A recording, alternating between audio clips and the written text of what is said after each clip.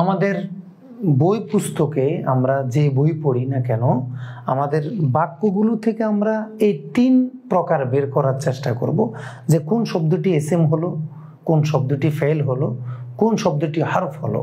আমরা দেখব যে শব্দ দ্বারা নাম বোঝায় আমরা সেটাকে এসএম বলবো, যে শব্দ দ্বারা কোনো কাজ করা বোঝায় সেটাকে আমরা ফেল বলবো, আর যে শব্দ দ্বারা নামও বোঝায় না, কাজও বোঝায় না, কাজ করাও বোঝায় না, ওই শব্দকে আমরা হরফ বলবো। এটা তো পরিচয়, কিন্তু আমরা প্রাথমিক শিক্ষার্থী হিসেবে আমরা আমাদের ব্যবহৃত বাক্যগুলো থেকে কিভাবে এসএম ফেল হরফকে আমরা বের করব, এজন্য আমরা বলেছি ফেলের আলামত। প্রথমে আমরা ফেলের আলামত নিয়ে এসেছি। আরবিতে ফেল চেনার উপায়, মিজানুল মুনসাহিব কিতাবদ্বয়ের ইসমুল ফাইলের পূর্ব পর্যন্ত সমস্ত রূপান্তর ফেল হবে, অর্থাৎ মাদি, মুদারে, আমর, নাহি, এই 4 বহসের অধীনে যত রূপান্তর হবে সকল রূপান্তর ফেল। পৃথিবীতে সাধারণত কোনো ভাষাতে এর বাইরে কোনো ফেল পাওয়া যাবে না। এই জন্য আমরা বলেছি, উদাহরণ নাসারা এটা মাদি, ইয়ানসুর লাম ইয়ানসুর এগুলা মুদারে, উনসুর এটা আমর, লা তানসুর এটা নাহি। এই জন্য আমরা বলেছি ইসমুল ফাইলের পূর্ব পর্যন্ত মাদি, মুদারে, আমর, নাহি, এই 4 বহসের সকল রূপান্তর ফেল। এই 4 বহসের রূপান্তরের বাইরে কখনো ফেল খুঁজে পাওয়া যাবে না। তাহলে একজন শিক্ষার্থী, একজন তলবুল ইলম, তিনি যদি ফেল চিনতে চান তাহলে অবশ্যই তাকে মিজান, মুনসাহিব থেকে এবং পাঞ্জিগঞ্জ থেকে এই 4 বহসের রূপান্তরগুলো শিখে নিতে হবে। যারা এই 4 বহসের রূপান্তর শিখে এসেছে তারাই নাহু বুঝবে, আর যারা শিখে আসেনি এখন তাদেরকে শিখে আসতে হবে।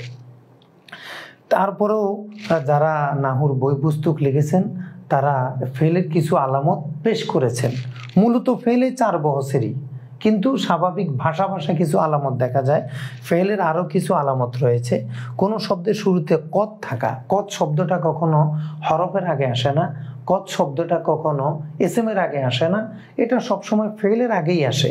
এই জন্য বলেছেন কদ থাকলে এটা ফেল হবে, কদ নাসারা, কদ আফলাহা।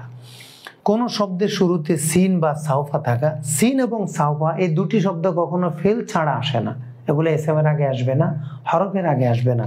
এই জন্য বলেছেন সিন সাউফা এগুলো ফেলের আলামত। সাউফা ইয়াফআলুন সায়ানসুরনা। কোন শব্দের শুরুতে লাম থাকা, এই লাম শব্দটা কখনো ফেল ছাড়া আসতে পারবে না, এজন্য লামকে এখানে আলামত ধরা হয়েছে লাম তাকজিব।